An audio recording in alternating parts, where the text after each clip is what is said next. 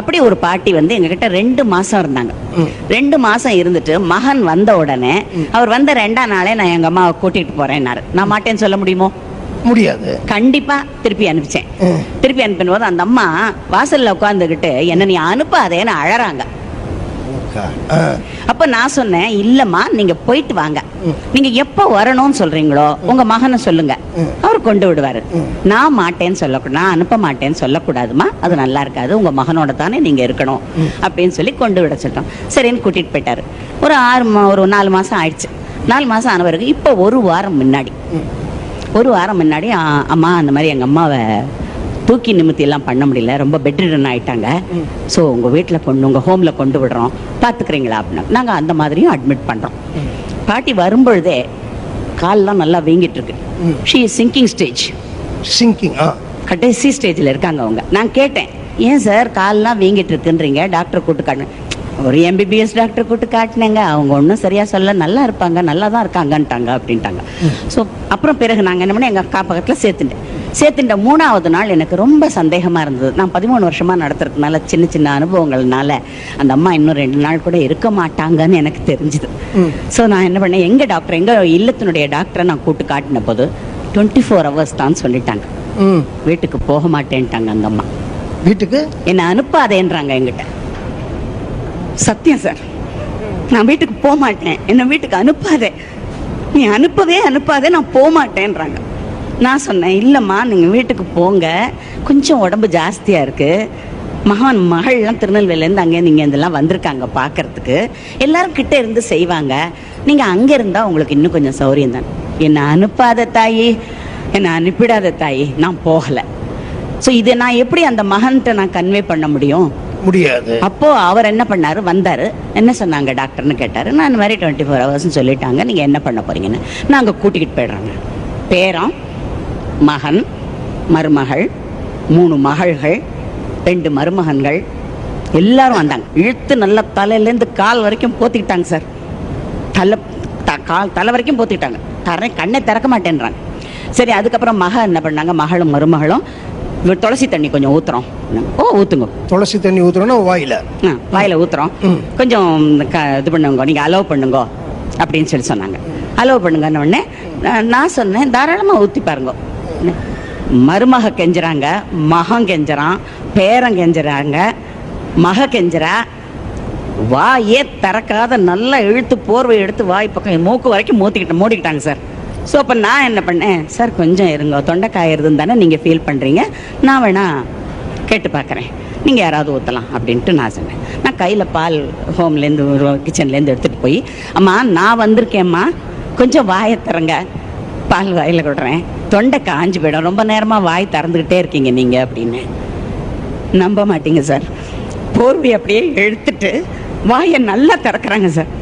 நான் பால் ஊற்றினேன், மடமடன்னு சாப்பிடுறாங்க. அத்தனை பேர் மூஞ்சியும் செத்து விழுது சார். இதுல எங்க இருக்கு சார் குடும்ப பாசம்?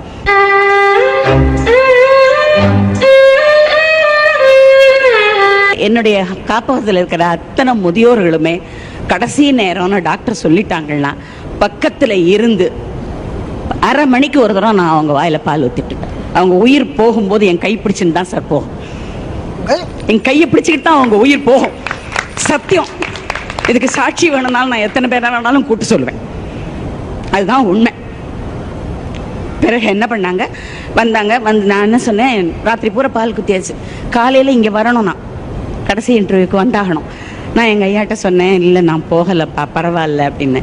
இல்லை நீ போயிட்டு வா, ஒருவேளை நீ இதில் செலக்ட் ஆனேனா, உன்னுடைய இந்த அனுபவங்களை சொன்னேன்னா ஒரு சில பேராவது திருந்தினா அது சமுதாயத்துக்கு நல்லதா இருக்கும் இல்லையா?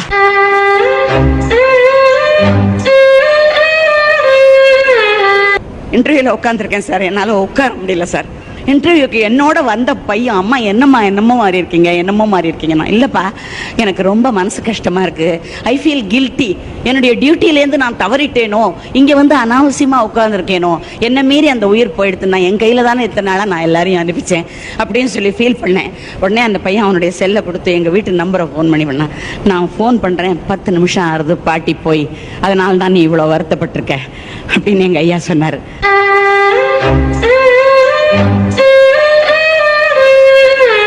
எங்க நெருங்கின குடும்பத்துல நடந்த ஒரு சம்பவத்தை சொல்றேன். தந்தை இறுதி படுக்கையில படுத்துக்கிட்டு இருக்கார். குழந்தைகளுக்கு சேர வேண்டிய சொத்தெல்லாம் பங்கு பிரிச்சாச்சு. வில்காப்பி அட்வொகேட்டுக்கிட்டேருந்து வரணும், அவ்வளவுதான். 50 வருஷமா அப்பாவும் அம்மாவும் குடும்பம் நடத்தியிருக்காங்க. அந்த 50 வருஷத்து கணவனை இழக்க போற அந்த மனைவி. அப்போ வெளியில போயிட்டு வந்தார் பையன். வந்த உடனே அம்மா என்ன சொன்னாங்க, பாருடா பெட்ஸ்வோர் வந்துருச்சுடா அப்படின்னு, பெட்ஸ்வோர் வந்துருச்சு, கிடப்புன்னு வந்துருச்சு அப்படின்னு சொல்ல போது ஒரு அடி நாந்தார். ஐயோ, வில் காப்பி வந்துதா இல்லையா, உயில் காப்பி வந்துதா இல்லையான்னு கேட்டாரு. உனக்கு எழுதி வச்சாச்சு, உன் பங்கு வந்துருச்சு, எல்லாம் ஆயிடுத்து சார். உனக்கு அந்த காப்பி வந்தா என்ன வராட்டான, சொத்து ஒண்ணுது தானே.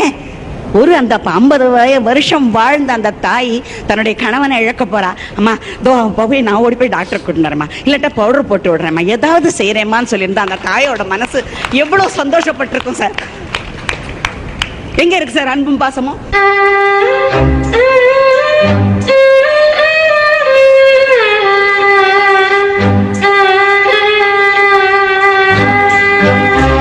என்னால ஒன்றும் பேச முடியல. இன்னொரு கொடூரமான சம்பவம் தெரியுமா? தாலி வாங்குறதுன்னு ஒண்ணு உண்டு இல்லையா? கணவன் இறந்தாக்க தாலி வாங்குறதுன்னு ஒண்ணு உண்டு இல்லையா? அது பிராமண சமுதாயத்துல மகன் தான் வாங்குவோம், ராத்திரி 12 மணிக்கு தான் வாங்குவோம். மற்ற சமுதாயத்துல எப்படின்றது எங்களுக்கு தெரியாது.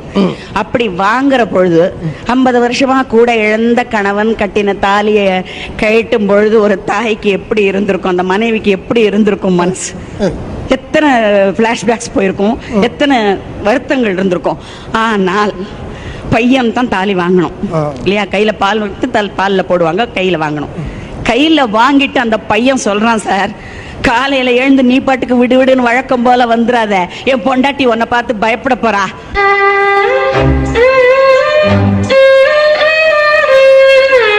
அந்த தாயுடைய உணர்ச்சியை புரிஞ்சுக்காத பையன் இருக்கிற வரைக்கும் குடும்பத்துல எங்க சார் அன்பும் பாசமும் இருக்கு?